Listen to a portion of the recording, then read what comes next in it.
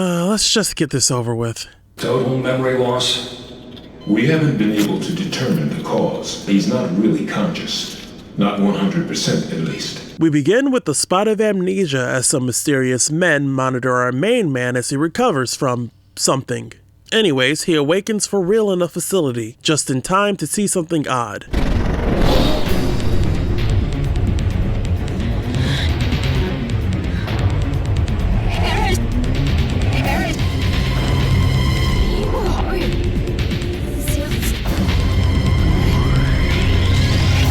Hang on, let me just put this in reverse for a second.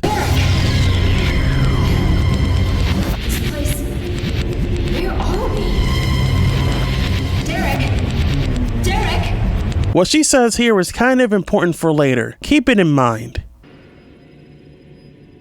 Well, you lost no time making a big mess.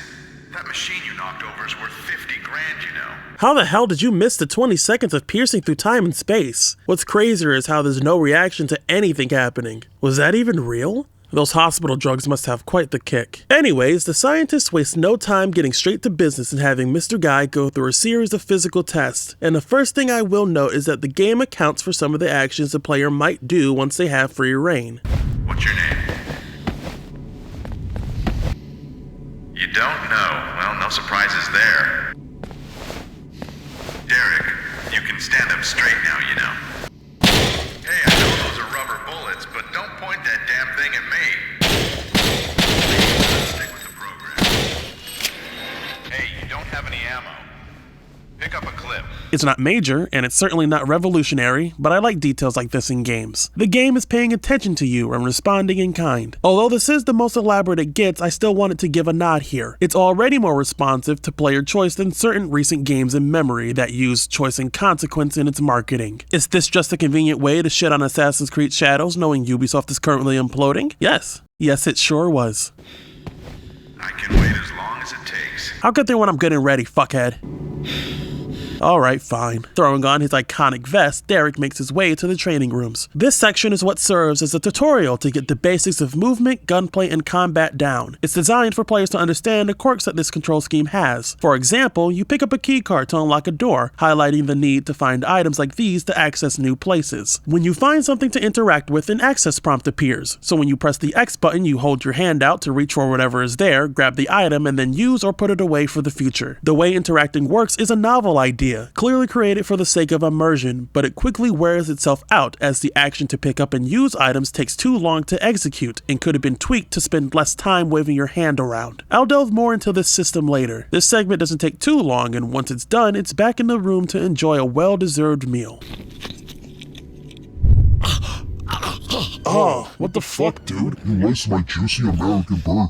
Don't worry, we gave you a little something to help you rest. And now the military has arrived to eliminate Derek specifically and everyone else in their way. Kill him. You know, as a treat. I know Punch-Out here wouldn't have been able to take out any of these guys, but still, wonderfully convenient for them to show up now to take him out at the moment he couldn't fight back. Inconveniently for them, that woman shows up again to stop these stormtroopers.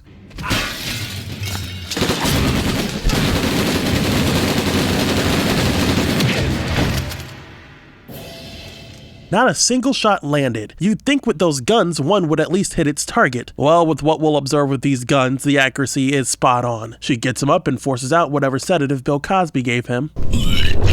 Yummers. And she pieces together that Derek has lost his memories and doesn't remember who she is. She does attempt to get him to recall, but gives up on it just as quickly, which is odd considering how much she seemingly knows about him and his situation. Regardless, the mission remains the same: escape the research lab and meet up with a Glenn Ogawa. Of course, all he knows is to find Glenn. She didn't even tell him what their true objective is. And he just accepts this call to action despite not knowing who she is, what he's doing here, where he's going, and if he's even leaving this lab at the end of this. She talks like he knows what they're here here to do, and he nods along like that's the case. Still odd, but whatever. Now the game can begin proper. Unfortunately, this is where the cracks in the gameplay make themselves apparent. It's not even an hour in, and the first combat encounter against soldiers highlight big problems in both the design of the encounter and how guns are handled. Derek here is a regular guy, so running up to a soldier is ill-advised, meaning the only solution to this encounter is a literal spray and pray. The spread is awful, and you will find yourself wasting whole magazines just to take out 1 or 2 soldiers because the majority of the bullets you fire will miss their target, even with a lock on.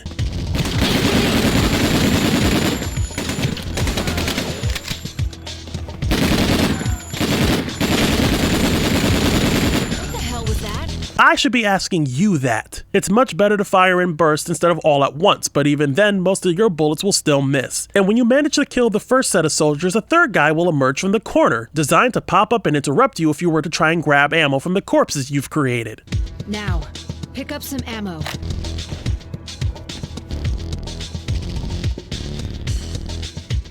Cole's over there. The first 2 soldiers won't move down the hallway that much, so you can't bait them out into getting out of the third's aggro range. So you should hope to be either lucky enough to grab the ammo without getting shot, somehow be out of range to remain safe, or that you still have bullets left over to deal with him. To top it off, you will then find a room with 3 more soldiers, huddled together and firing one after the other. And no cover makes it impossible to get through it without taking significant damage. These soldiers having pretty good aim only confuses me further on how they didn't give Alex a few complimentary holes. I really didn't like this encounter, which is telling when it's the very first one you get, and it is not nearly the last encounter of its kind. You might even say this is relatively tame compared to the latter half of the game. It really doesn't help that your partner is, well, I got your back. I will be discussing this in great detail. For now, let's just skip ahead of all of the nothing until more happens. After getting through that, the duo face an attack chopper. I guess these 2 have been deemed dangerous enough to warrant Mr. Devil 80 turning them into a fine mist. Damn it. It won't open. We've got to find a way to open it. Hold on, let me just...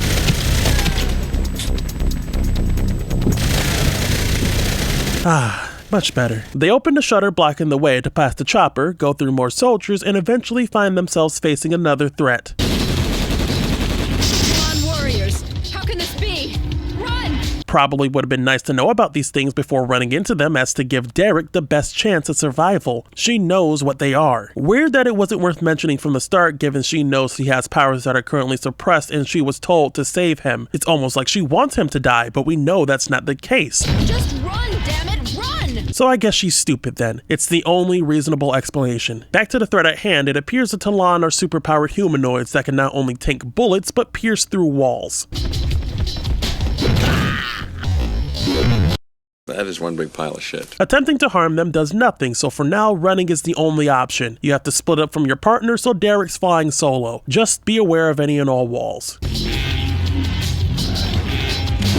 Getting further along the research center, his arm begins to surge as his powers reawaken to penetrate Talon's shields. Now he can fight on their level, which is where the melee portion of combat slots in. These guys are rough, to say the least, and since you can't block their attacks yet, get ready to experiment on what works and what doesn't. I'm playing on expert, which may have been a mistake when the game collapses on its own base difficulty, and the harder it gets, the more that's made clear. The narrative and even the combat at this point is kinda sparse, so for now, let's switch stances. The core of Breakdown's gameplay is the hand-to-hand combat. Most of the encounters you engage in are against Talon, and since those absolute walls eat bullets for breakfast, your fists are the great equalizer. The left and right trigger buttons represent Derek's respective hands. You can even get some kicks in. Adding the left stick for directional inputs gives more moves to utilize. There was care to give Derek a varied moveset, each with their own applications. Combos are designed to be the bread and butter of melee, and individual attacks are strung together well without feeling delayed, given your inputs are timed right. Basic punches, punches into kicks, slide kicks into an uppercut. When you discover a combo and put it to use, it feels satisfying. You feel strong when you're knocking these burly masses of muscle on their asses after seeing them mow through normal soldiers. Although I have to put heavy emphasis on the word discover, since the game will never tell you what button combinations lead to unique moves. Aside from the lab test in the beginning, you're left on your own to find and jot down combos. Again, I'm putting a heavy emphasis on the phrase jot down. Any combos you can pull off are not recorded in game either. There is a move list, but not a single fist move or combo is listed there. The melee combat is far and away the most elaborate system in this game, and there's not even a reference to look back on for moves you might want to try out or get a refresher on. Unlike games like Devil May Cry, Bayonetta, or God of War, there's no official list of inputs and breakdown. One guy with the username Kpinion made a move list on GameFAQs back when the game launched that gives a detailed list of moves that they and other players discovered while they were playing. It's impressive how varied it is. The problem I have with there not being an in-game list is that not only is there a single guide that I could find online that could disappear at any time, this might not even be the full set of moves either. This is a meticulous document, so I'm sure it's as close to full as they could get, but we'll never know for sure. I'm glad this exists, and I'm grateful someone took the time to make it, but an action game like this should not need devoted fans to do their work in keeping a move list alive, but I'm screaming into a 22-year-old void at this point. You could argue it encourages experimentation, but was there truly no way to record combos as Derek executes them? They went out of their way to add a list of moves as you progress through the game, but that's only reflecting the Telangian powers as Derek slowly awakens to his potential. This only adds to my confusion that they exclude all of his hand-to-hand attacks. It's such a massive oversight for this game, considering the time it must have taken to animate and implement these moves. They even have grabs that are dependent on if you're in front of or behind an enemy. It's a real shame that the vast majority of people who have played this game would not know about all of this. It's an even bigger waste when you realize that 98% of these moves are downright obsolete, as there is one move that clears the whole list. One high kick. My, what lovely feet. Yes, for the price of a single input, you can utilize the most powerful high kick in the known universe. No exaggeration, it is the most powerful attack in the entire game. In terms of its wind up to power ratio, its simplicity in execution, and its raw damage, it jets off with the gold. It will take out every common enemy in 1 to 3 kicks, where other combo strings and individual moves will keep a fight going for far longer. Even the Telangian moves you acquire aren't that great in comparison, as neat as they are. Shockwave can be used to put enemies firmly in their place, and funnily enough, Dropkick is powerful, but it takes a chunk of energy out and then that's out of commission for the time being. That's not to say moves draining resources are bad, but the strength of these moves don't often justify the consumption rate. You need energy to block attacks anyways, so it's better to keep it saved for that. I'd say Pulse is the one move I've managed to get the most mileage out of due to its range and honing in when locked on to an enemy. The only move that has higher damage than the high kick is the neck snap from behind. That kills an enemy in one go and restores your energy completely. The issue is that it can only be used in a stealth context. More specifically, a small window of time where an enemy has to remember that they exist. Every enemy in every encounter is always aggressive, always aware of your presence and always marching towards you. The only time that they aren't is when they quite literally spawn into existence. Once they land, it takes about a second or two before they come to and begin charging at you like normal. In that space, when they are not aggro, Derek can maneuver behind them and then use the neck snap, but only once, and never again for the rest of that fight, which means you will only pull this off a few times in a playthrough. And when you take that hyper narrow use case in mind, the only move left is the high kick. As long as you remember to compensate for its wind up and cooldown, there's really no reason to not constantly pull this out in every combat scenario. Why rely on Derek's Fist of Flailing when his Feet of Fury do the job more consistently? Brutes, thugs, stealthers, snipers, and Chungai all fall under the weight of the boot. Step aside, Yuri. I've fallen for another pair of grippers. This was my crutch during the length of the game, and I'm sure I'm not alone in this for those who have played this. As the only S-tier move, it almost feels like cheating with how unbalanced it is, but then again, I'm saying this in retrospect. I felt not an ounce of guilt spamming this when the game felt none for its reliance of peppering unfair scenarios that really tested the upper limits of my patience. As much as I would love to rant incessantly about the level design in enemy encounters, that can be spaced out as we venture through the story. So to satiate that need for a little while, we'll talk about the guns. Guns are weapons that Derek can use. Yes, I know, biting commentary. At the start of the game, he only has access to a submachine gun and a pistol, and then later on gains a rocket launcher and an anti-Talon laser. Which, I mean, come on, who's really gonna use the laser as opposed to the real ultimate weapon? All weapons have a separate ammo count that can be viewed in the inventory. It's the only way to check your ammo count because a health and energy gauge is fine to be present all the time, but God forbid they put a counter on the bottom right. The UI becomes a real fascinating element later on. Guns are only effective against soldiers. Talon just chew them up as mentioned earlier, and while soldiers are blessed with precision aim, Derek's is, to put it bluntly, dog shit. His aim is on par with a toddler wielding a marker. I'd say it's even worse. Every target, high or low, will be met with the same scattershot pattern when fired at. It matters not if you use the SMG or the pistol when the results remain the same. If these troops represent stormtroopers, then Derek absolutely ranks above them all. The best of the best at being the absolute fucking worst at aiming. Even locking on fails to mitigate the spread of the bullets. You just have to hope that the majority of the bullets you fire actually hit as intended so you have bullets left over for the next guy. You certainly wouldn't want to run out of ammo and then get fucked in the next encounter because luck has decided you get to use your one and only mag on one dude.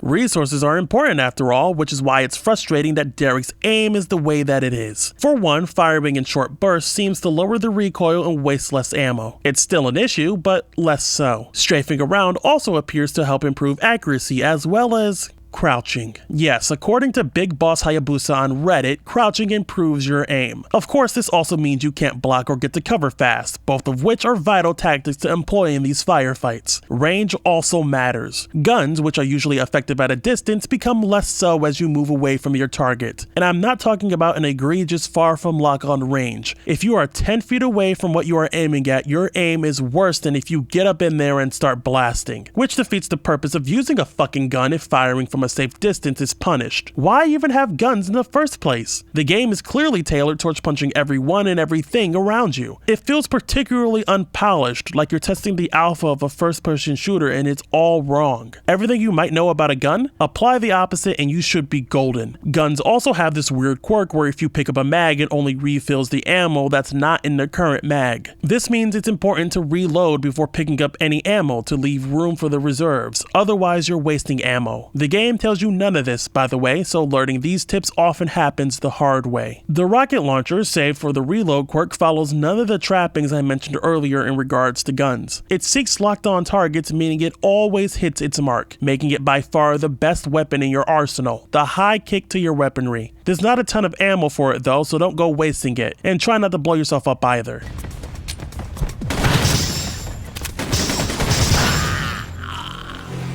The only projectiles in the game are grenades, and they're very effective on groups of enemies. There aren't really any complaints with these, especially since soldiers will just stand there and let themselves get blown up. It's a grenade! They've saved my ass a number of times in situations where I had next to no ammo and no other reasonable way to clear a crowd without getting peppered with lead.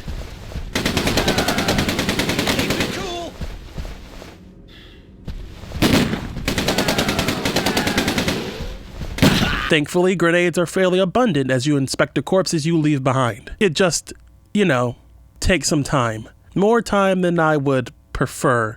I really think... Derek, show me your hand. Yeah, we need to talk about interacting with items. I mentioned this at the start, but I want to be a bit more verbose. You walk around and you see an object. You move towards the object, and if you want it, you can pick it up for use. Basic stuff, really. Breakdown does this slightly differently. Derek, while exploring, will come across various items of interest, and when he's close enough to such an item, an access prompt appears to tell the player it can be examined. Whether it be food, ammo, or lore, if it can be interacted with, it will follow that general rule. Now comes the fun part. When you press the X button as that prompt is present, Derek will reach his hand out and lock onto whatever item is in center frame. This means Derek is identifying which item to pick up. He hasn't decided if he wants to pick it up yet. You will then press X again and Derek will close in on the item and pick it up. But we're not done yet. He will pick up the item and examine it closely, as if you couldn't tell what was on the ground in the first place. He hasn't decided yet if it was worth picking up. He will review it indefinitely until the player presses X once more, where he'll be forced to put it away or read it or what have you. What this means is that there are 3 separate steps to pick up any item, and more than 3 if you are reading a document. Way more than 3.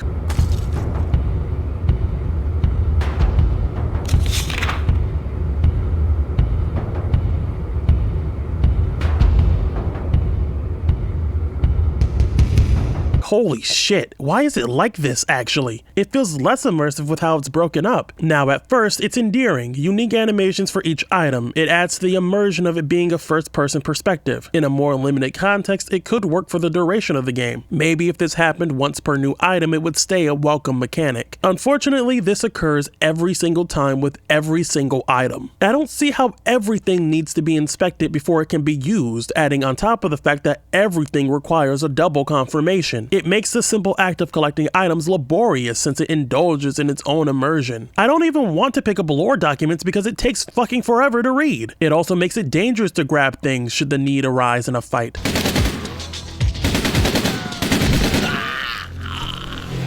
Considering Derek takes significant damage for just sneezing the wrong way on an expert, every second counts if he's in a tight pinch and has to collect a mag or a ration off the dead. And I have been set back multiple times because he decides to inspect whether or not he's feeling hungry as his enemies line up the perfect shot to tear a new hole in him. Just cutting out 1 out of 2 of those confirmation animations would save a lot of time. Create an immersive experience all you want, just don't do it at the expense of the player, because sometimes it interferes with the level design and creates preventable and frustrating scenarios. Sometimes foreshadowing is relatively obvious. Believe it or not, interacting with items also has a very bizarre effect. Soda cans, rations, and rarely burgers can be found to pick up and consume to recover health. Rations recover the least and burgers recover the most, but that's not important. What is important is what happens when you pick up a health item and at the inspect step, press B instead of X.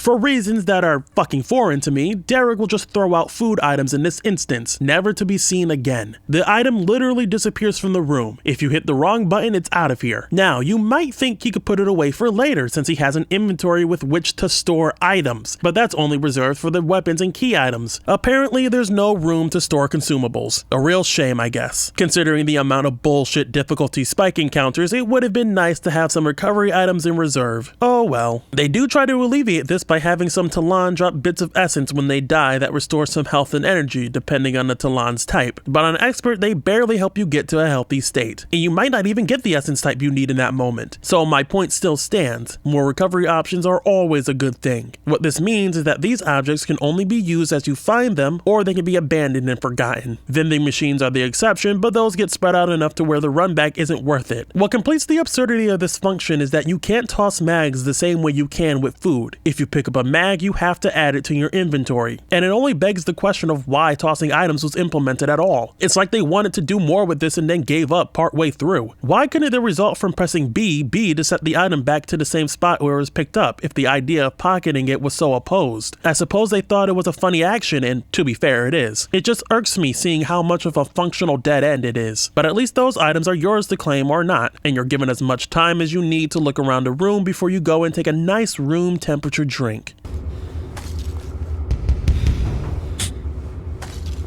Hey, that's mine! Fuck's wrong with you? I busted my ass to kick us a path out of this mess just for you to take the health I needed, you selfish leech. What do you even do here besides grate on me and leech my shit? Honestly, I forgot you even have a fighting partner sometimes. So, let's talk about Alex. Or more accurately, her assistance to the player and Derek. Alex Hendrickson is the girl that accompanies you throughout the game. She is Derek's partner in time, if you will, and we will eventually be witness to why that is. To see why Alex feels so strongly about getting Derek to remember who he is and what they were together. Before that mystery is unraveled, the player will get to see her in action as she shows herself to be experienced in combat, better and stronger than Derek for the time being. She can hold her own against soldiers and Talon alike, showing that she has the same powers as Derek gradually awakens to. Kind of. You would then think she has a significant amount of strength, but that's not the case. So what is she like in a fight?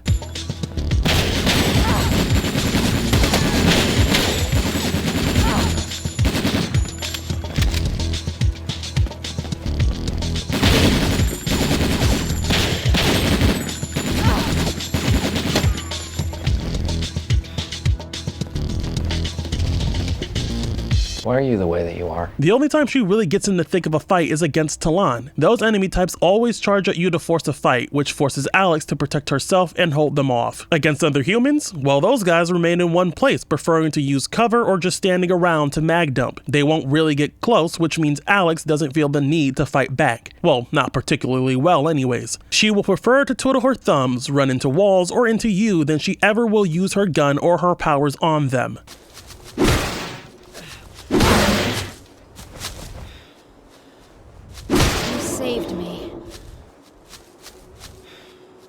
She can draw their attention only up until you try and get closer. At that point, they will just target you and mow you down, so Alex is useless in almost every case. Her most helpful moment is her rescue attempt. Believe it or not, this was the peak of her combat prowess. While she can tank many attacks, she also can't deal a ton of damage. Every instance of damage she deals is lowered significantly compared to your own, even at your weakest. This would be so that Alex can't easily take kills and give the player more of a chance to take down enemies themselves. The downside to this is that it makes her look very weak and shows her only use is to be an aggro sponge to draw attention away from Derek, allowing him to reposition himself, get the jump on an enemy, or break away from groups of enemies to fight them one-on-one. I understand they wouldn't want her to be too strong and end up making these fights too easy, but this breaks the balance in a different way by having her tank everything so that Derek could have a breather. An adjustment to her stats will be a quick fix. Have her deal moderately more damage and take significantly more. That way they're forced to fight more as a team, to take the heat off of one another and to play to each other's strengths. Sort of like the trailers imply.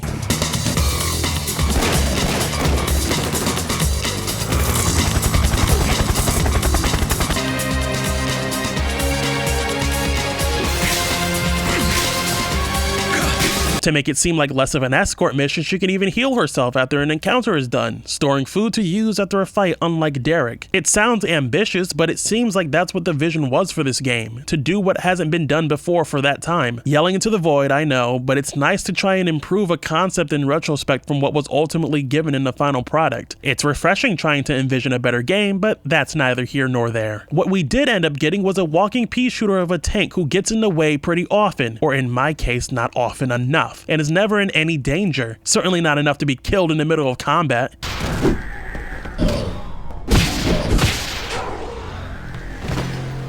Wait, what? She dies now? That can happen? So she actually does take damage, and it is tracked along as you play the game. In long sessions, and depending on how long you've had Alex take hits, it will start to take its toll, which is why she can just take my drink here because she was operating on low health. It just takes a long time to happen, if it even happens at all. She will make callouts as she reaches a point of low health, meaning you will have to eventually take action. I'm not gonna last much longer. I can't hold them off much longer.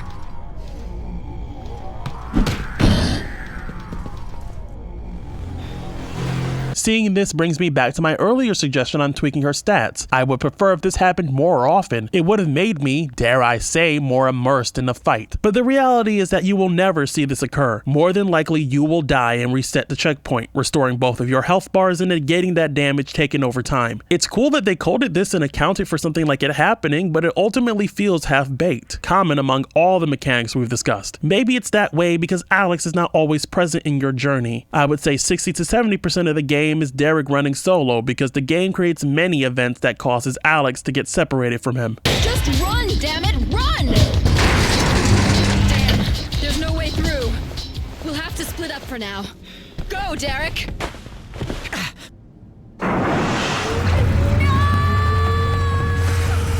Derek, I'm okay, but there's no way I can get back up there. Let's go ahead separately. I'll see you at the entrance to Site 0. Be careful! We should be ready to jump out of the Jeep in case we don't make it. Come on, let's go for it. Get out!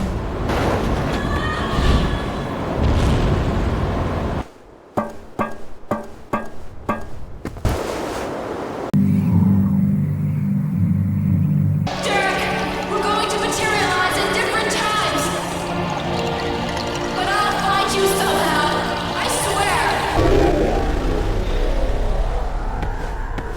It's a force field of some kind. Damn, we can't get past it. Until you come back, I'll look for a way up to the surface. So come back, okay?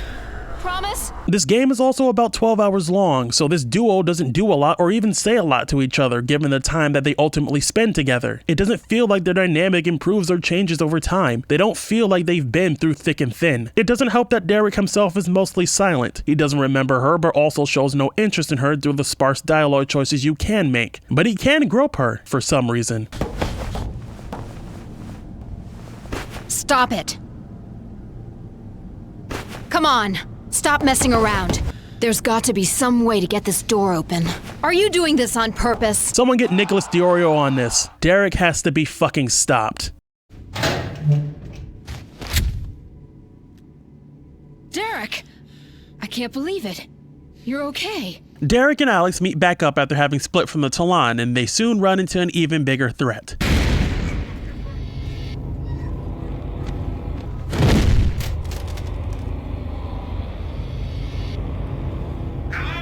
Oh, it's fuckboy Nier, infected with the Black Scroll. But in this reality, he is soulless, a more powerful, more intelligent Talon, tearing down the lab and showing up the protagonist.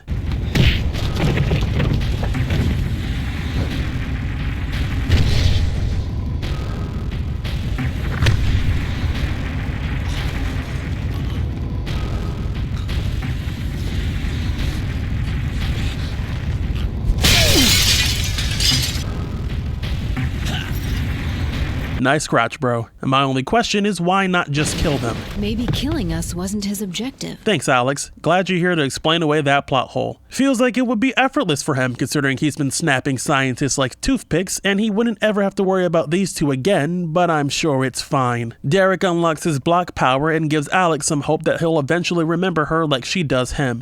Your powers are coming back, aren't they? The Derek I know has got to be in there somewhere. Wake up! Damn.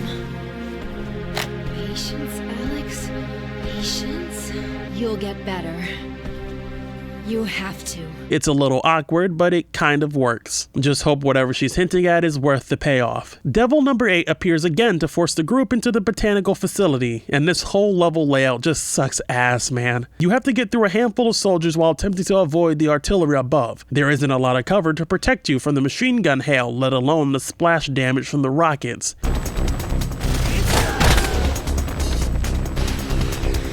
Stopping to recoup or collecting ammo is not advised, and you can't seem to manipulate the movement of the heli either. You can't linger on the ground units, especially when your aim is less than ideal, but leaving them alone doesn't help either because it's just more fire from all directions. Blocking is your best bet, but even then it's a toss-up since Derek can only guard from the front. Splash damage, side, and back damage are still taken in full. Just hope you get lucky enough to not get a back full of lead, and pray to God you only have to hear Alex a few times instead of a few dozen.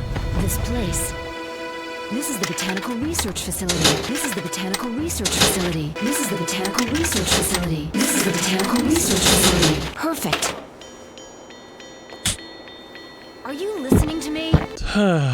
It's trial and error of the most inane shit imaginable, and it's just not fun. I'd just like there to be some consistency and an opportunity to learn from my mistakes, but to be honest, there's nothing I could have possibly learned from here. This is the first half of the game, by the way. It doesn't get better. It's a downward trend, tumbling and suffering on the way down. Moving on from that hell, Derek experiences a more personal one as he hallucinates a calico cat in an eerie room, full of ominous lines out of context. He's having hallucinations. Don't you think she's acting like herself more than before? They're spreading out all over the world! He is our final hope. You don't want me to die, do you? This isn't a new occurrence though, as Derek has had a couple of these moments occur in a previous building. Featuring a wasteland and turning into Mr. Bones, they are first introduced by the cat, hinting at it being a bigger part of the narrative and whatever is afflicting Derek. Can't wait. There's big stretches of nothing happening, a battle here and there, but nothing moving the narrative along. You'll run down corridors and rooms with nothing visually interesting. A couple set pieces here and there, but most of the journey feels static and forgettable. Add on to that, Derek and Alex don't say a whole lot to each other either, maybe pointing out a Talon or a single observation of a room they're in. It's almost like despite there being two factions trying to kill you and everyone else in these labs, nothing feels like it's moving at the pace it should, and it's already a short game. I will just know anything happening that isn't wandering around hallways from this point forward. I just wanted to make that known. Moving along, the duo will find a room observing a group of children closed off to the rest of the lab somehow. No Talon or soldiers have found this room, even though they are seen in rooms before and beyond this point. This room was heavily guarded with several different security precautions, like a double key lock, turrets, and lasers, and that could have been what helps explain how these children are safe. But there are Talon that are present beyond these locks, so yeah. Are these fuckers just chilling? Were they not laying siege on the entire lab earlier? I just don't see how these children aren't dead yet is all. Whatever, at least we get something from Alex. Those kids. They're the Beta Project test subjects. So the scientists in these labs were studying the Talon for the past 10 years and extracting what they could from their forms, including a substance they dubbed Talongen, which is what's concluded that they get their strength from. Working with the military, research on the Talon, Nexus, and the Alpha Project began, the first of 2 major experiments regarding injecting humans with Talongen and noting the results. The Alpha Project consisted of injecting adult test subjects with large concentrations of Talongen in the hopes of successfully creating the first human Talon hybrid. Unfortunately for them, nearly every test subject that has had this happen to them died from the sudden exposure. They met with an often painful and horrific end, and enough of these failures shut down the Alpha Project for good. But there was a single abnormality in the data. While subjects 1 through 6 and 8 through 10 never had a chance, subject 7 was different. I can't compare the rest of the files because 7's is more detailed than any of the others, but it seems that from small concentrations of Talongen, new changes were seen occurring. It looks like small doses were injected a number of times in the same period, and in this case, a breakthrough was observed. Entering a coma, light breaks across the arms, and a loss of memory were recorded as the subject was eventually brought to the main research center. And if those symptoms seem familiar to you, then congrats, you're paying attention. I'm so proud of you. Yes, Lucky 7 is Derek Blink Slate Cole himself, the only surviving Alpha Project subject. It's not a big secret either. When Derek comes back from training in the beginning, a test subject file is placed right alongside his drugged juice and burger, where they further documented him pissing and shitting on himself, but he was at least alive. It's kind of funny to think about how cryptic and vague they are regarding their reveals, and this point was so blatantly in your face. They don't touch on whether or not these subjects were voluntarily brought on or not, and seeing this report does not faze Derek or Alex in any way. I don't know, you'd think the current amnesiac would realize this is what he is and have to come to terms with that, but he never reacts to any of the circumstances around him despite being a semi-spoken character with a minuscule semblance of a personality. So, who's the chick? She's my woman. You mean your partner?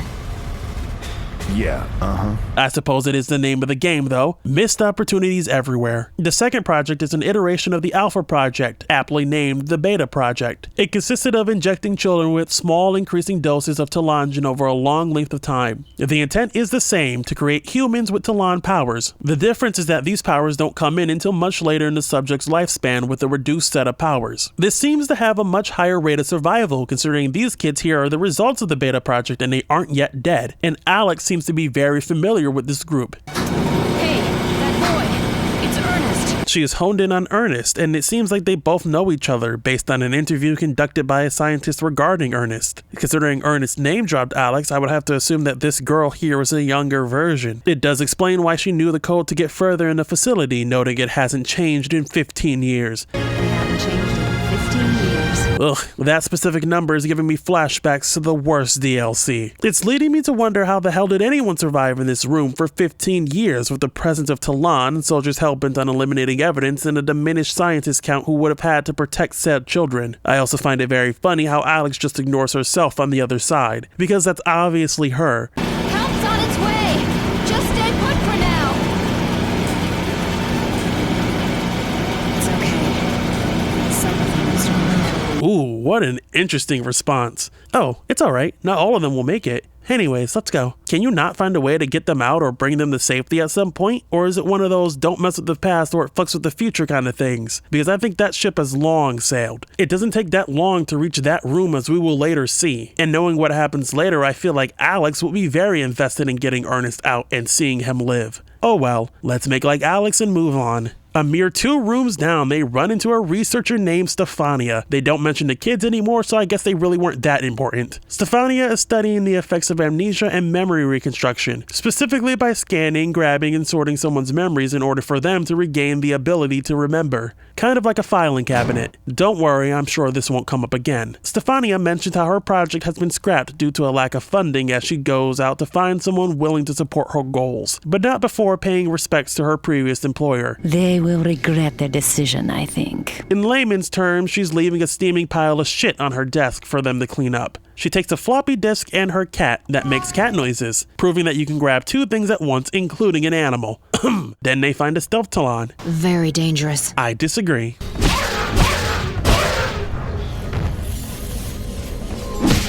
Eventually they do make it to Glen Ogawa, huddled over an Alpha Project memorial site. I am the one who killed you all. You bastard! Have you gone mad?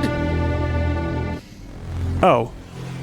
Oops. Ogawa confirms the reports from earlier. They worked with the military to research Talon and found a network of them underground. The military wanted to add to their ranks and pushed for the Alpha Project to create enhanced soldiers. This is essentially just for the people who did not grab the documents. He lays it on pretty thick. All of the test subjects died, except one. The subject was in a coma for quite a while, and that lone survivor is here with us now.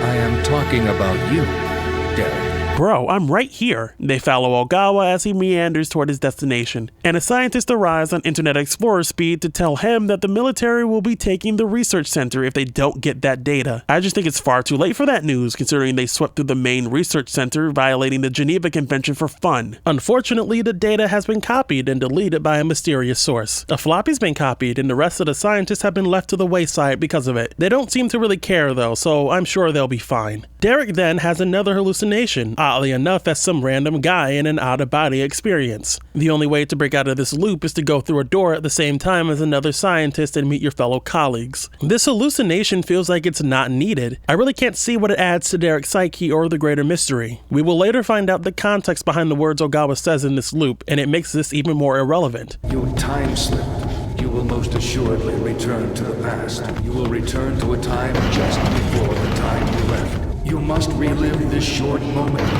You understand, Derek? The next task is to get into Site Zero and destroy Nexus, the heart of the Talon, and save the world from ruin. Derek is pleaded with to be the savior as the game prepares for its needle drop moment.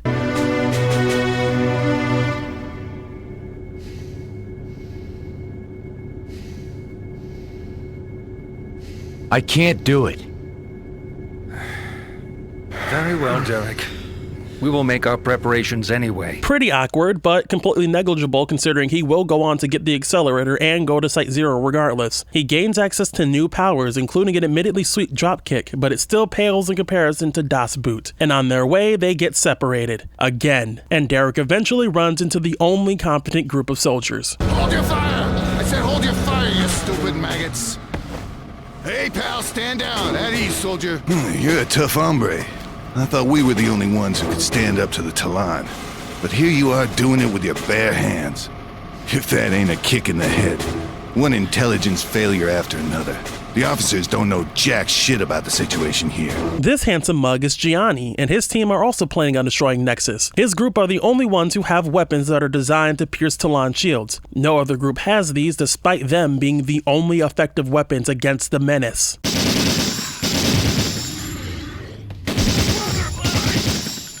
Whatever, we descend down a spiral staircase full of annoying soldiers. Gunplay is still shit, especially when you're on the high ground, which I thought would have been proven to be advantageous. I thought this would be the only irritating encounter, but it does get worse. The entire tunnel section is filled with wonderful design decisions. Multiple soldiers you can't possibly take out with gunfire alone. Hell, they can even tank grenades.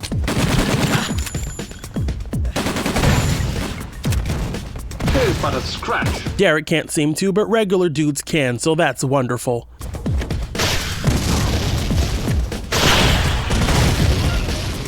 At the end of the section, you're greeted with several soldiers in a tank that fires rockets. There's no way to get close without a hail of bullshit aimed your way, and maybe that'd be fine if guns fucking worked at long range like they're supposed to. The only viable solution I had was moving out of range of the soldiers while keeping lock-on active and using pulse while avoiding the rockets. This takes out 2 of the 3 soldiers I needed to breathe a little easier. I run out of energy before I could tackle the 3rd. That means I have to run behind the tank for proper cover to stop the rockets and take out the last guy. Be aware that the tank can and will fire in the opposite direction too. And if I died before reaching the next checkpoint, then I would have to make an absolutely absurd run back of around 2 minutes just to try and die. Again and again. Not even BioWater boiled my blood like this, because at least that game was fun to play, fucking hell. And then Derek earns a new power that the game wants you to use, but I think it's the wrong enemy type to use it on considering they can just block it. Shockwave also uses half of your max energy. The knockdown doesn't seem worth the cost. High kick still reigns supreme.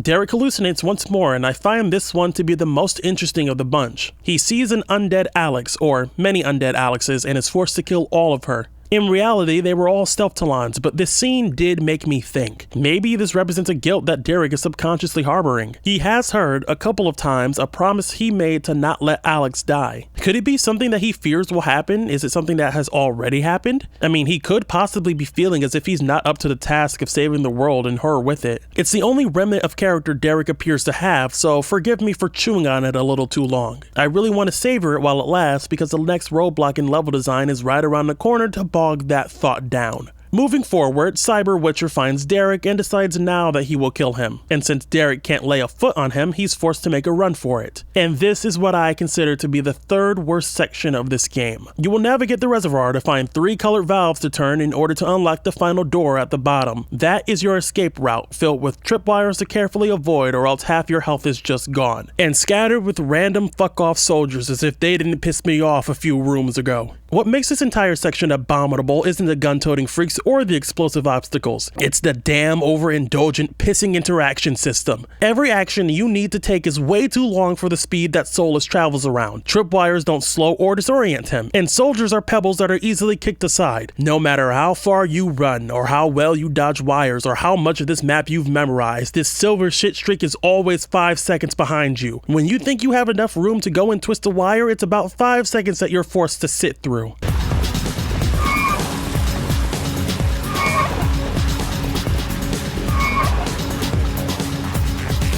And right when or right before you gain control again, he appears to fuck you up with an attack you couldn't possibly avoid.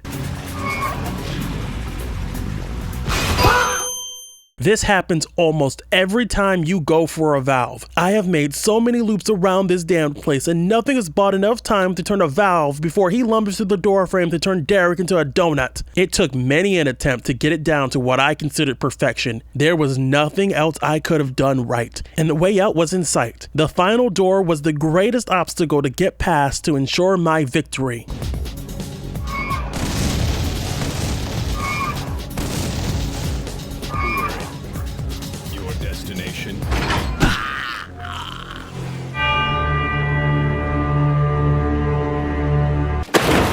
I do not exaggerate when I say this door takes 13 whole fucking seconds to open before you can move Derek down into the sewers and escape that hellhole. You would think, since Derek is about as strong as a normal Talon, since he is currently accelerating, since his physical capabilities have been raised to a whole new level, since he has gotten much fucking stronger, that he'd be able to swiftly open a steel door. You could say I'm a bit angry at the length of this animation. Seething and ass mad are also acceptable adjectives befitting my emotional state. I died right here at the final step, and it took everything in me to not drop this game on the spot. I refuse to believe that anyone had fun playing this portion. Not the players, not the playtesters, certainly not the developers. You know what? I'm underestimating them. Maybe they did have a lot of fun knowing the amount of pain they managed to jam in one segment.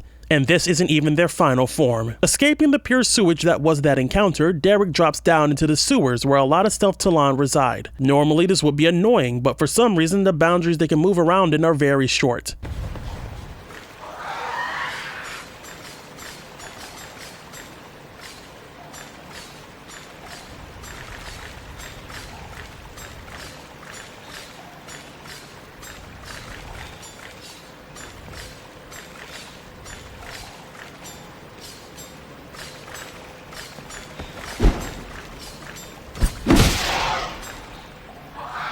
Combined with their silhouettes being pretty visible in the background, and this section becomes a nice break from the CBT gauntlet that is this game generally. He makes it above ground and disables more traps just to run into Diablo Octo once more. Aside from his rockets being kind of ridiculous with the splash damage, it is an immensely trivial fight with the required and newly acquired rocket launcher. Surprisingly a breeze given the past few fights. It's the breakdown team apologizing for what came before, and I guess what they will eventually do.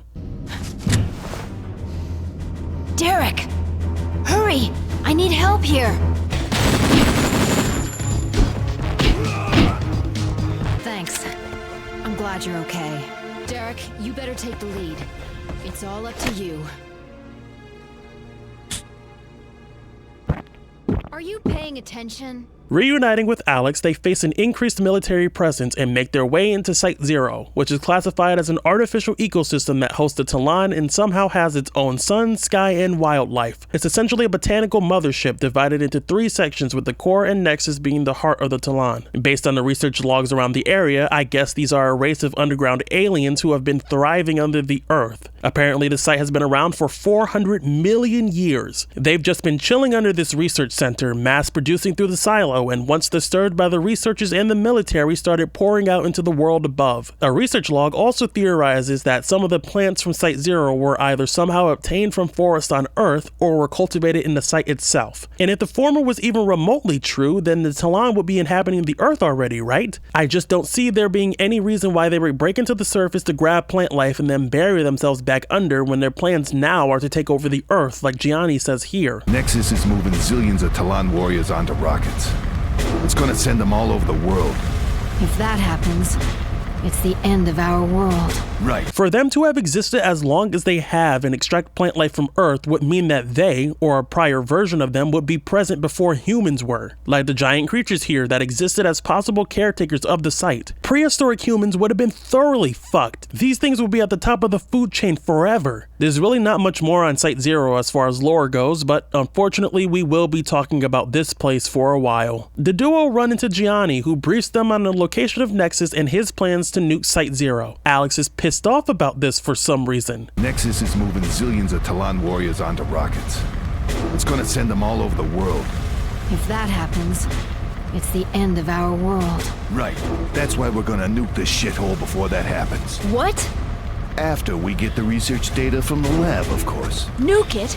You can't do that. Hey, lady, I ain't done talking, okay? I don't recall her having any kind of love for the Talon or their home. This reaction is a little ridiculous, especially considering she's there to destroy Nexus after she just heard of the stakes from not making sure Nexus is destroyed. You must stop Nexus.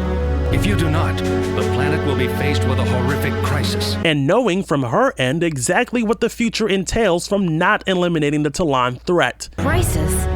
Isn't apocalypse the word you're looking for? If Gianni's nuke would cause catastrophic damage to the surface, then she's not explaining it, even though she would, and there's no rule saying that she couldn't say it, so that can't be it. She doesn't elaborate on her strong opposition during or after this conversation. It's a passing thought with nothing else to hang on to. I don't know, man. Very odd. Regardless, her and Derek move further through Sanctuary, driving a buggy with janky controls to cross a broken bridge. I think we might be able to jump it with the Jeep, but we should be ready to jump out of the Jeep in case we don't make it. Come on, let's go for it. It goes about as well as you expect. Get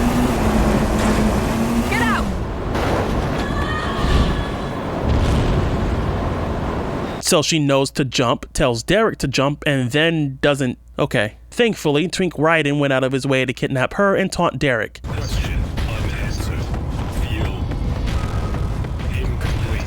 Need answer. Question, Derek. Feel you the same? I find it intriguing that he is displaying some emotion, finding joy in mocking the human beneath him, showing he's not as rigid as his last 2 appearances. It's just too bad they do nothing with it. Derek goes it alone yet again as he is separated from Alex and heads to the silo to hopefully rescue her. He faces many more Talon and many more soldiers who he teaches to identify explosive devices. It's a grenade! I love how these guys don't run from grenades. It makes my job a hell of a lot easier. Along the way, he finds and fails to save Stefania from being murdered by soldiers, hitting their best one-liners. Walk over there, to the edge. What are you going to do? I gave you the disc, didn't I? Please, stop this! Please! No! The subject has dropped out of the picture. Over. She attempted to get on the military's good graces by copying that floppy and giving them the data, but I guess she knew too much or something. RIP. Some awkward platforming and Chungai kicking later, and Derek arrives at the silo with Gianni's team somehow getting further in than he is, holding off Nexus's launch of the rockets. He will then descend into the tower and face a lot of bullshit encounters with multiple Talon at once. While this isn't new to this game and there have been plenty of fights with 2 or more Talon, I haven't made clear why these moments are so bad to play through. Derek is fine at fighting 1v1. Put him in front of anything, as long as it's a single unit he can throw down with the best of them. Toss in more and it becomes an immediate problem. problem. His fighting style and moves are designed to handle one enemy at a time. Attacking one often means leaving him open to attacks from the rest. He is vulnerable from all sides, even when blocking the front, and since Talon are only capable of rushing and surrounding, blocking becomes useless. And combos can't be utilized due to the fact they take too long to execute before he gets his shit rocked. You have to use simple high damage attacks. The only hope is to quickly thin the herd and kill one from the group before the others wise up, and it takes a lot of time and patience, something I found myself steadily running out of. When Derek finally gets out of the tower, he finds Gianni and his team slaughtered. They were unable to stop Nexus from sending out the Talon-filled rockets and dooming the world.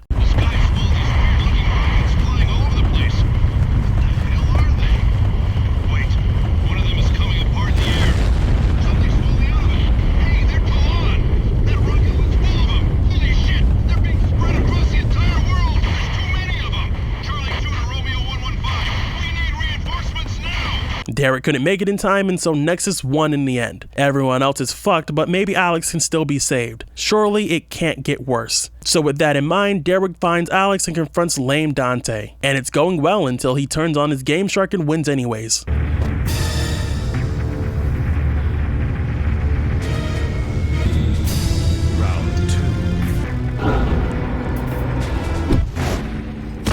Oh, I was blocking, you fucking cheating sack of soot. Solus deploys the legendary kick technique and leaves Derek in shambles. And Alex displays the same level of value she's shown throughout the game. Dragon 1-2, I repeat. Commence operation, no return immediately. Dragon 1-2, do you copy?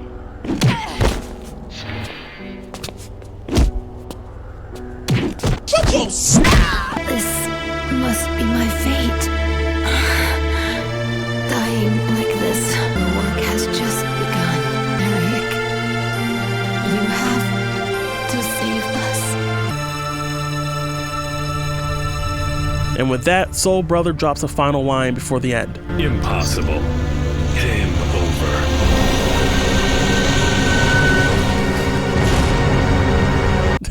Goofy ass nuke. And that's the end of Breakdown. What a tragic and definitive ending. Wait, this is the ending, right? Oh. Derek seeing stars in the aftermath of the Solus fight as his health bar disappears. He also spots that cat that's been present throughout his journey. The game hits you with the subtlety of a shovel that those hallucinations and that cat are connected. He then wakes up for real inside of the machine he's seen in his past. Relax, it's over. You're still alive. It's a memory scanner, used to read and sort the memories of the user. Yes, the prototype that was abandoned due to a lack of funding seems to have worked perfectly to help Derek remember his past. How lucky. Ooh, and now Talon have invaded the research center, again to get rid of the stragglers. Hey, remind me, how long has it been since the fight with Solus? At the instant of the nuclear explosion, you time-slipped to now. 15 years in your future. 15? It's a good thing Derek woke up now and not later, because wow, would that have been a disaster if humanity's hope was no-scoped in his slumber. There's a big exposition dump that we will soon see that really lays it all out, and oh boy do I have some words for it once we get there.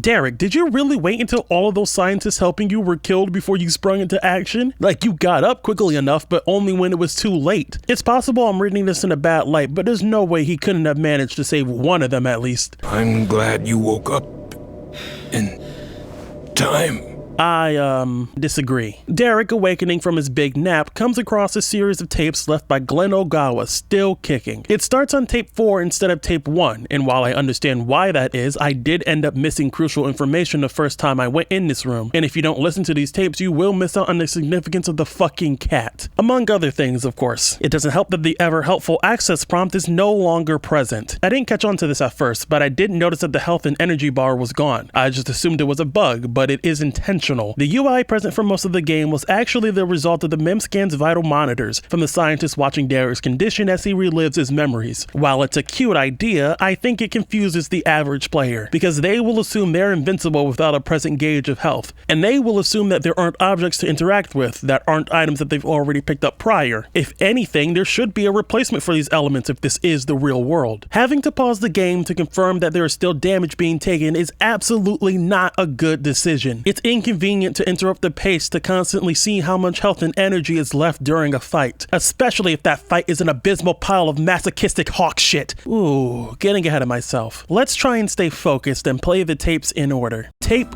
1.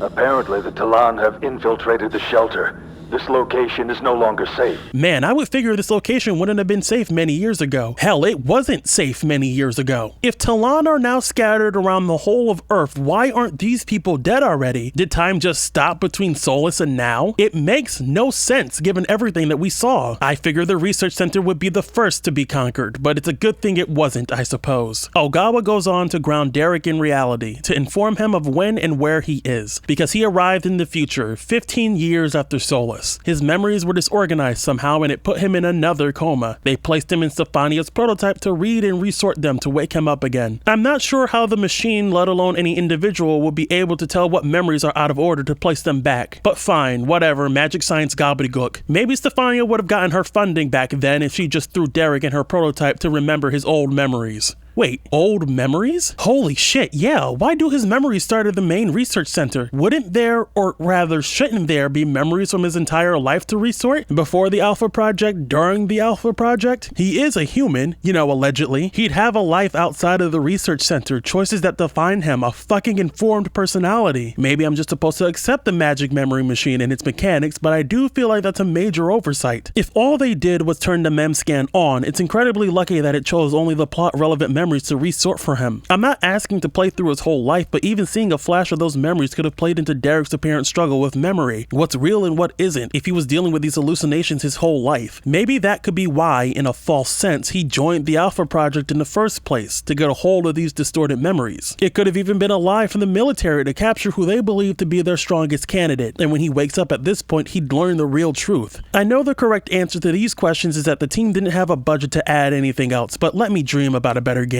Alright, I'm up. Tape 2. Human memory is not flawless. I said this machine allows you to re-experience memories, but the process is not perfect. So Ogawa explains that Derek went through a number of hallucinations, accurately describing them and implying that they could watch his memories as he goes through them. Derek, do you remember a desert appearing in the middle of the science center? And do you remember the cat that appeared at this time? He's completed the neuromatrix decode sequence with the MEMSCAN, and he's made it through the hallucinations. You losing that fight, and Alex dying. Those are events that occurred a long, long time ago. Which, damn, that's mighty intrusive. What if he had to take a shit or do something more intimate and you're there just watching him do that? This also means that they saw Derek cop a feel on Alex, unprompted and without her consent. Saving the world is a higher priority, but you know, it should be acknowledged at least. Thanks, Derek. You stopped Nexus and saved the world. By the way, I just wanted to bring this up. When you were heading to Site Zero and going in that cargo lift, I saw you grab Alex's chest without her consent. I just want to say I'm really not okay with that. I mean, the vibe's ruined now, dude.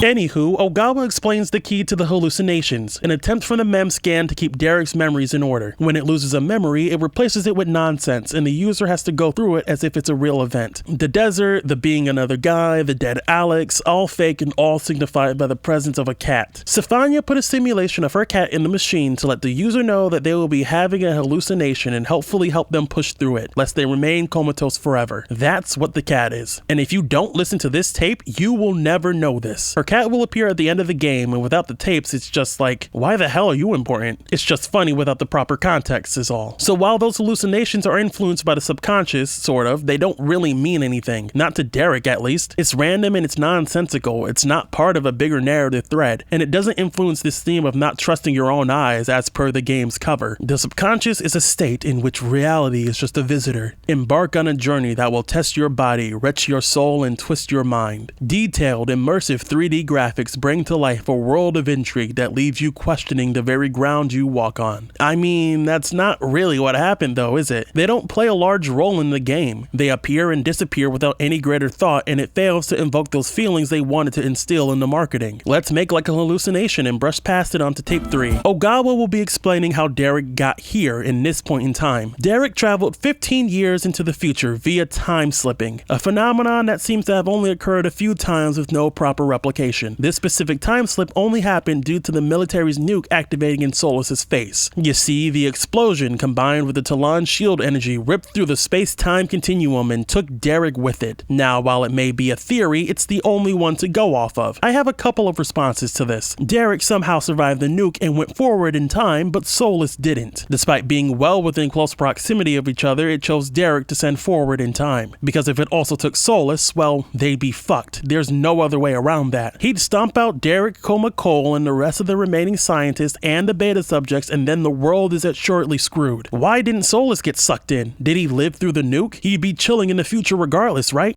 Whatever, who cares? You know what? Fuck it. I'll ask more. Isn't it swell that Derek popped up 15 years in the future, precisely when he'd be needed? Any sooner and any later, and again, they'd be fucked. What if he slipped into the past? How many time slip victims do you know about to even know about these conditions? Are there safer conditions? Any attempts to create controllable time slips, aka proper time travel? You did have 15 years of, well, relative safety, but the only thing you've seemingly did with that time is, we'll get there. For now, Ogawa informs Derek that time slip victims will always be forced to return to their past, the time before they slipped. The pendulum effect ensures that they will go back to their proper time. You understand, Derek?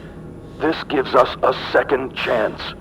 You must relive this short moment in time to stop Nexus and change history. So, how long does it take for this pendulum to swing back? They don't know a lot about it, seemingly, but it can't possibly be a random amount of time until the effect activates, right? Because if it is, and Derek swings back to the past during his chain of memories, once again, they'd be fucked. Not to mention, incredibly trippy for Derek. Traveling through the science center and then jump cutting to getting his ass kicked by Solus would be disorienting, to say the least. If he's even awake for that. Would he still be comatose if he was taken back during the mem scan process? Because that would be the nail in the coffin that guarantees no time loop and no hope of a good future. It's very unfortunate that the third act here relies so heavily on time shenanigans because it just boils down to pure luck in the end. Their hope is contingent on a bunch of random variables they couldn't possibly predict, and it's really throwing me out of the story, despite there being so little of it. This little section is the one I've spent the most time dissecting because it has so much to talk about, to rip apart, and we're not even done yet. The story before was borderline decent by the sheer virtue of not having enough to say, but now there's this element to tie everything together, and it devalues the narrative by a lot. Like, it's getting bottom rung levels of bad. Ogawa ponders what would happen if Derek does stop the Talon in the past, whether it changes the current future or creates a branching timeline. Will we cease to exist as well?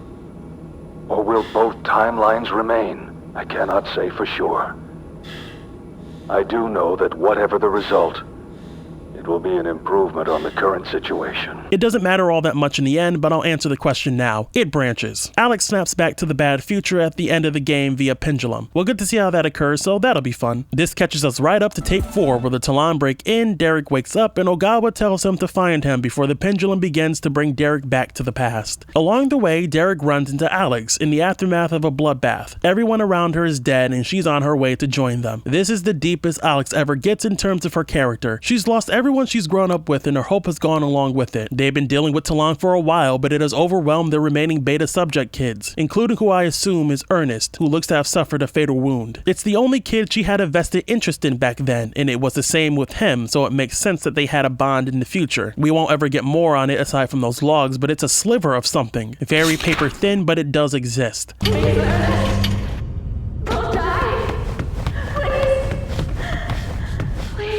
His death nearly pushes her to the brink, and had Derek turned that corner seconds later, I guess there'd be no Alex to team up with. So, you know, lucky. The mere presence of Cole makes her forget she was going to end her life as they both look for potential survivors. I'm Alex.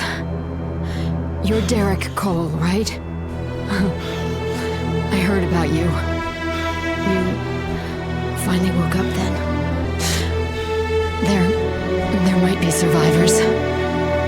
Let's look around. This is officially the first interaction between these two, and I can't wait to see how they build their relationship up before the events at the start of the game. So they move around a little, find no survivors outside after a red herring, and then turn around to find old Ogawa, who's in desperate need of a life alert. I've fallen, and I can't get up! He pulls out his improved accelerator formula, the thing he spent 15 years perfecting. It slips right from his hands as the Talon hone in on them. Derek finds the syringe and enters his final form, gaining his Mario jump and the ability to focus and slow things down for a limited time. He gets 2 of these at a time since it uses half your energy, so it can't be spammed. Still, I like it. Helps cut down on these Talon a little more efficiently. The only thing I don't like is having to watch this entire scene again and again if I fucked up and died. But I do get through it, and Derek's pendulum activates conveniently afterwards. Now what? It's the pendulum effect.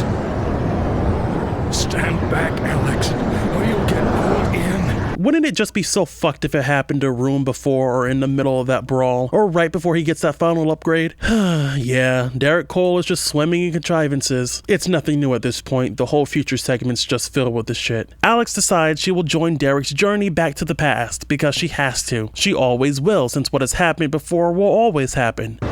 If I don't go, who's gonna make you save the world, hotshot? Isn't that right? But if you go, you'll die.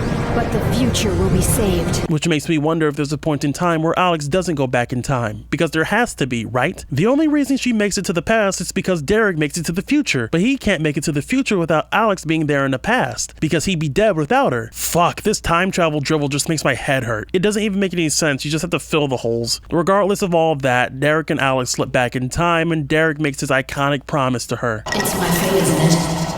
I'm going to die. I won't let you die.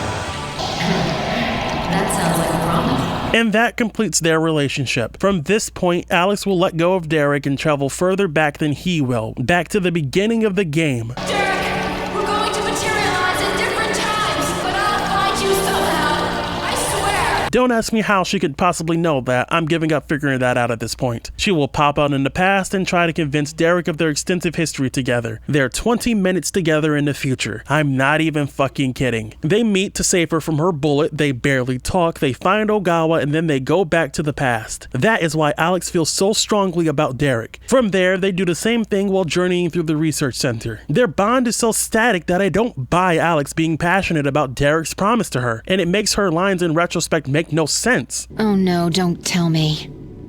You don't know who I am, do you? Derek, we're going to materialize at different times. Your powers are coming back, aren't they? We're going to materialize at different times. The Derek I know has got to be in there somewhere. Wake up! Different times. She'd know that this is a different Derek, a Derek that has no knowledge of her even with the brain damage. Her talking like this is a Derek that stuck with her through thick and thin doesn't meld with what we eventually learn. I can't believe I'm saying this, but fucking hell, Shadows at least tried. They didn't do it well, but I could piece together more of their speed-running relationships than I could here. It is incredibly disappointing. Her questioning where she ended up also doesn't mesh well with what we know of her.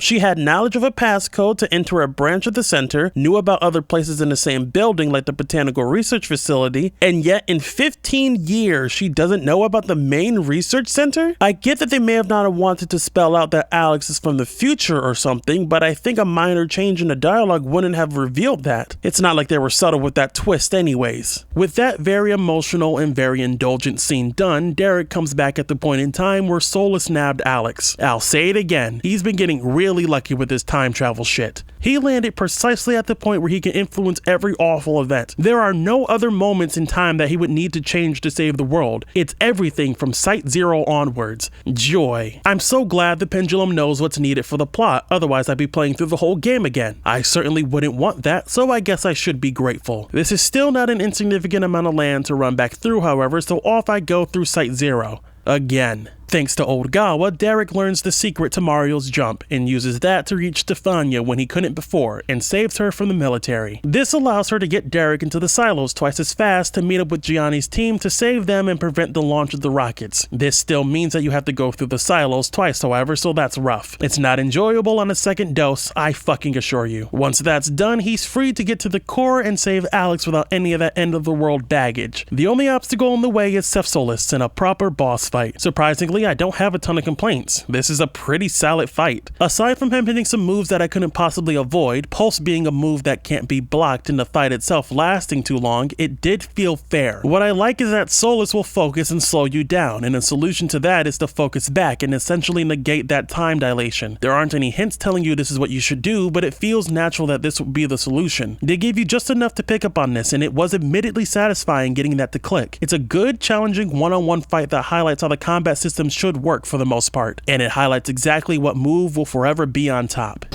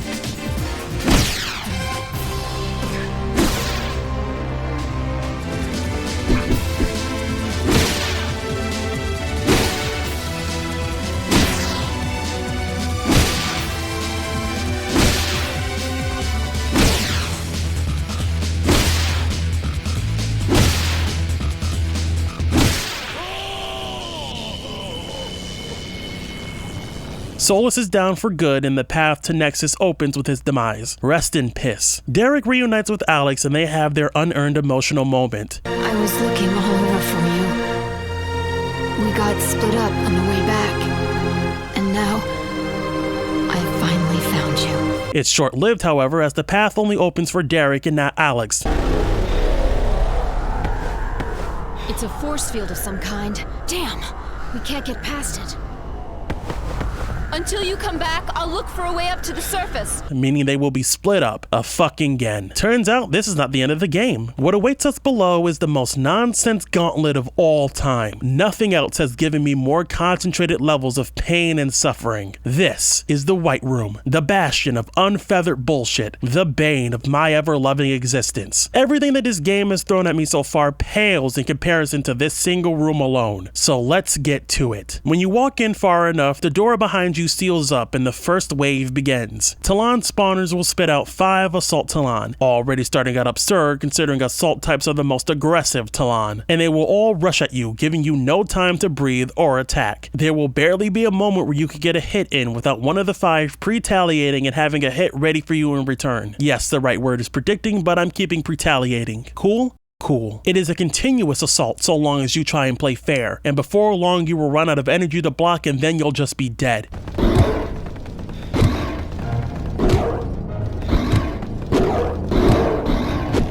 They do not give you a second to fucking breathe. You have to find the cheese, you see. It's the only way forward. So to even the odds, you will have to make your way behind the last spawner just before the Talon pop out. Time the first kick or neck snap properly, as they have a full 2 seconds of invulnerability before remembering they exist. Too early and your attacks won't register. Too late and they'll block immediately and turn around, preventing an early kill. But if you get that down, you'll have 4 left. The next step is to use a focus to keep kicking and potentially kill another. The issue with that is that sometimes they will block during focus before you can get a hit in. Somehow these fuckers can block during slow-mo. It is so fucking frustrating. Sometimes your kicks just don't connect when they're on the ground, even when they fucking should. Their hitboxes are also active when they're frozen, so be aware of positioning.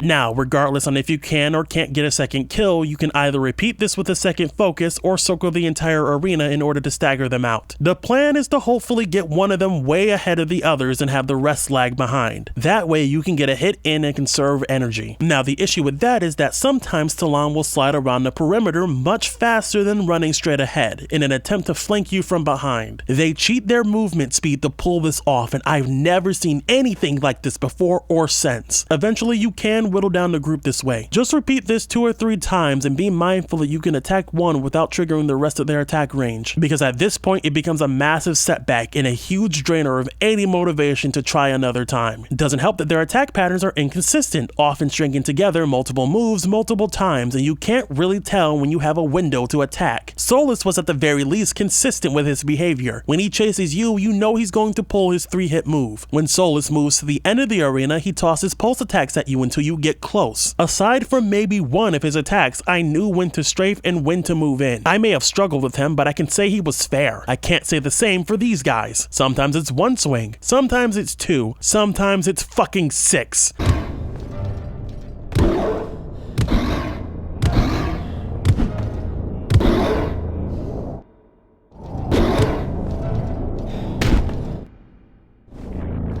Now, once you finally clear the wave of Assault Talon, you will then be faced with a second wave of 3 Chungai. Now, they're easier to kite around and even drop kick, but let your guard down and they'll humble you quickly. It's kind of a nice break from the first wave shit, but the ride's far from over. You will face a third wave of 5 Stealth Talon. They'll go invisible, but they're still really easy to spot, and they operate on weird boundaries, often refusing to move around freely like the rest. You will then face a 4th wave of 5 Sniper Talon, and they'll all aggro on you once they pop out. I consider this much more annoying because their shots can't just be blocked, and they have a super quick attack if you get close. A cheap shot to get more damage in before they fall. Just focus twice and that's all avoided. But of course, there's more. You will face a final wave containing 1 of every Talon you've faced, with the exception of 3 Chungai. The Chungai don't respawn, but the rest do. Now you can try and get rid of the ever-charging Assault Talon, but you also have to be aware of the sniper fucking you over. Not to mention random assorted shit like not being able to get up because the AI timed their hits to when you start the recovery phase.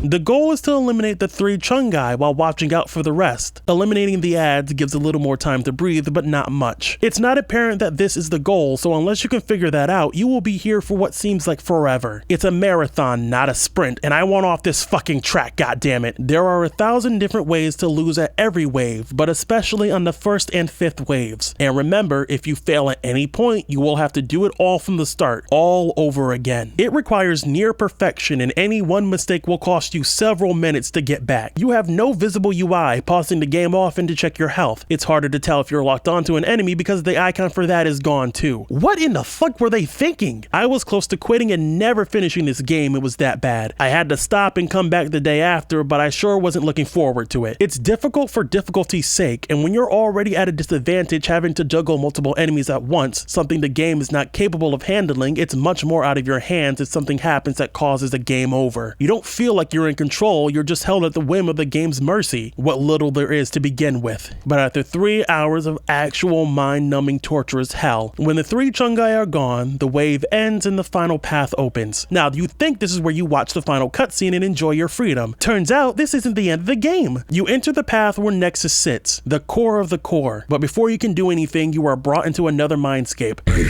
wake up. You are last chance. Now maybe you think they make it easy on you with the last toe stub they've inflicted, but no. Derek finds himself in the room from the beginning, hearing angry noises before soldiers manifest in the room and immediately gun you down.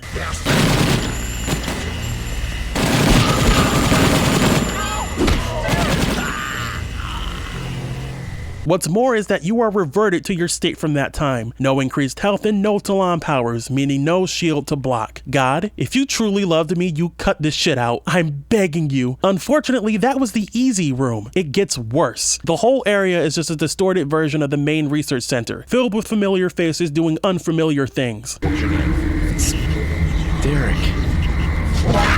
First, let's test your eyesight. It's scattered, nonsense, and oddly negative. It's Nexus fucking with Derek's psyche, keeping him trapped in a confusing hell haze. I would be intrigued if I wasn't already pissed off that there's more game to play. Combined with the fact that they're still finding ways to keep me pissed, I can't say I found any joy in what this was supposed to be. Take this section for example. You have to shimmy along the bar to get to the soldiers fighting Alex, except when you get too close they fire at you and you have no way of blocking or dropping off the bar. You just have to die here. It's a remnant of the soldier AI I mentioned long ago, where their aggro is tied to how close you get, no matter what Alex does. Your only option is to wait for Alex to go all the way to the left, then climb over so they can't shoot you on the bar, and then quickly take out both soldiers since they will both aggro on you as soon as you land on solid ground. And again, you can't block, so you have to rush at them like a particularly lopsided ape and take bullets to proceed. And then there's one last challenge, worse than the rest. First, you'll shoot all your friends before having to deal with 3 Talon at once, because of course you do. Glenn will drop his iconic accelerator, which you will have to grab before you can fight the Talon. You'll just have to get to the fucking syringe first.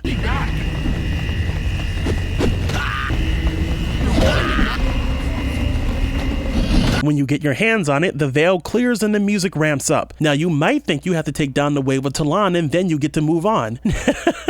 No, you foolish fool, you damned idiot, you stupid bitch. Why would you possibly think that? No, you have to do something that is in no way hinted at whatsoever. If you try and take down the Talon, they'll just appear again and you'll get nowhere. Throughout the mindscape, this pink orb thing follows you around. Now I thought it was a friend or something guiding the way, but I was very wrong. It's actually Nexus remaining in arm's reach and smug that you can't touch it. The solution to breaking out is to focus here and force the orb to slow down to punch it to death. I am beyond my limit. Not because the solution was right in front of me, but because there was no way to know that's the way to go. No voice in the void, nothing to imply you need focus to win. It's a matter of tossing everything, including the kitchen sink, hoping something sticks. Unlike what Solus is not intuitive, and it's certainly not satisfying to figure out. It's just garbage, all of it, designed to beat you down until you have nothing left in the tank. Any ounce of goodwill I gave this game died in this moment, and I'm not kidding. It's not often bad game design tips me over the edge, but Breakdown is welcome to join the list of exceptions. Derek plays punchies and finally cracks through Nexus's illusion, allowing him to deal the final blows and bring it all to an end. Oh, thank Christ, it's over. There can't possibly be anything else. We did the thing. Nexus is dead, done and dusted. It's gone. As it turns out, that's not the end of the fucking game. Why did you say that? Why are you doing this to me? What did I do to deserve this? I would just like to know so I can change and be better and not have to do anything like this ever again. Drive until we're clear of Site Zero. Let's get out of this alive. The last portion of the game requires you to get in the janky buggy and navigate out of Site Zero in 4 minutes. And it's actually timed, relying on the voice lines to determine how much time you have to escape. The driving is not great and the layout of the map is much less so. Get stuck? Might as well reset. It's just how it is. I can't even say that this is a victory lap because that would imply that this is a breeze. It's relatively one compared to the White Room, but this is still bullshit. Make no mistake. But eventually the end is reached. Derek and Alex get stuck on a collapsing bridge and are close to death until a chopper appears to save them both. Better hope you can make that jump and it doesn't drag you to the right for no damned reason.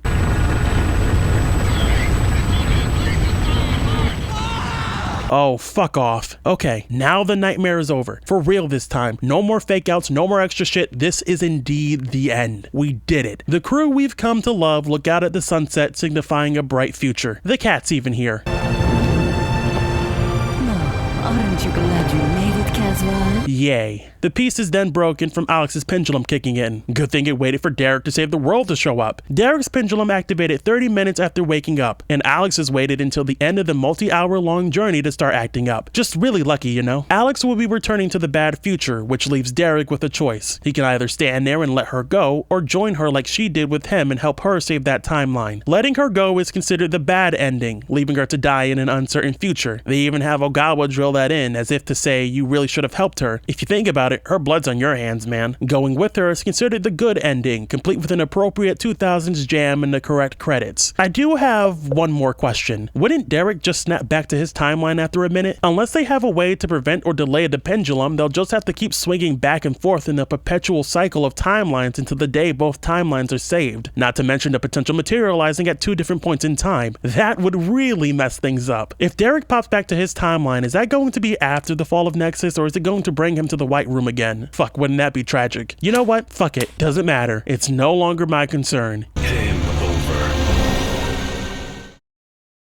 Well, that was a game indeed. What a ride. So, what did I think about Breakdown? Well, it was a thoroughly intriguing experience, complete with a deep melee system, imposing enemies and an interesting world to explore, as well as being filled with mysteries to solve and characters to get to know well. It was solid for 5 minutes. The reality is that while it promises greater mysteries and in-depth characters, it fails to lay the groundwork for either, leaving both aspects sparse with little to stand on, making those payoffs at the end feel unearned. While it features an extensive list of moves to use in fights, most of them aren't strong enough to use reliably, and there isn't a list to keep track of any of them anyways. While the game is classified as an action game, the action constantly becomes unfair for the average player, with consistently spotty gunplay, scenarios that the player couldn't possibly prepare for the first time, and overwhelming odds the game was not designed to counter effectively. God hand, it is certainly not. While it promises an immersive experience, it ultimately makes the experience worse with animations too indulgent for its own good, and decisions made in the latter third of the game that trade convenience to the player for unnecessary realism. While I had started this with hopes for an enjoyable over-the-top action game, I came away looking at Breakdown with a much lower opinion on it than I had initially. Now you may be asking, all none of you, why I'm even covering this title when everything I have covered so far have been recent releases relative to their launches. And the answer is simple: nostalgia. I remember bits and pieces of this game when I was 9, maybe 10. Site Zero, Solus, it all looked pretty cool when I was viewing it as a spectator. Now that I have my hands on it, I thought it'd be fun to go down memory lane. I was very sorely mistaken, and I should kick my own ass for thinking it would lead me to gold. As much as I wanted to like the title, I can't ignore the decisions made in its design, its characters, and its plot. So let's talk about those for a bit. Derek Cole enters the game as an amnesiac targeted by the military for seemingly no reason. He is subsequently rescued and led through the research center with no real briefing about his purpose and the state of the world. Eventually, he learns about the Talon, their home, his powers, and what he has to do to prevent the world from ending, all the while experiencing surrealist hallucinations and otherworldly events far beyond what was once his capacity for understanding. He takes everything that is tossed his way in stride, because he can't react any other way. He isn't allowed to. Despite being a character with dialogue options and a semi-defined backstory, nothing he ends up seeing or hearing changes his disposition, morals, or actions. He isn't informed by his past because he has none, and nothing in his immediate future informs him either. His only defining trait is that he can't keep his hands to himself. Beware of the toucher! Serial toucher on the loose! Still has the best feat in the game though. He is generic action man, literally designed in a lab to be the most basic archetype possible. Beat the bad guy, save the world, and get the girl. And that could be okay if the story didn't hinge on caring about Derek and the trials he goes through. He was treated like a lab rat, getting injected with an unknown substance that's killed everyone before and after him. Irreparably changed from the inside out to be a weapon of war, treated as disposable by the very government that caused that change. He can't even refer back to the life he once had. His memories forever lost in exchange for a power I'm not even sure he wants. That has a lot of depth to sift through, and any normal person would go through several breakdowns if they were him. But neither he nor Alex react to it in any way at all. He doesn't even care, so I can't care. There's nothing to grasp in his character, and I'm being mighty charitable calling what he has character. Does his memory even matter in the grand scheme of things? His powers awaken gradually without learning more about himself or anything around him, and most of that awakening is because he gets a couple needles jabbed in him. Derek could have been completely lobotomized, and he'd still go on to save the world just as he was asked to. Nothing Nothing about his dialogue would change either. The lines are generic and he's pretty flat in his delivery. He is simply man, created to fulfill a power fantasy for others to self-insert as, which is odd because they take the time to tell you he is a person already and you can't really shape his choices. He will do what he is made to do, no more and no less. He reminds me of Diogo, Yasuke from Shadows. They are both bland and uninteresting characters who don't do or say a lot, made to make the player feel powerful and barely change from how they started as throughout their journeys. Hell, they're both carried by sheer convenience to get them where they need to be for the plot. Yasuke's 9 lives ensure no one can bring him down before he fulfills his revenge quest, and Derek is carried through time to get him exactly when he needs to go in order to stop a world-ending threat. The key difference is that they at least had Yasuke react appropriately to the things and people he cares about, sort of. Even if it changed nothing about how he operated going forward, they gave him the ability to care about things. They really love hamming it the fuck up though.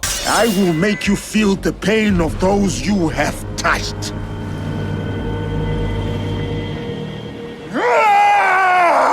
You want a meal, monster? Come and get it!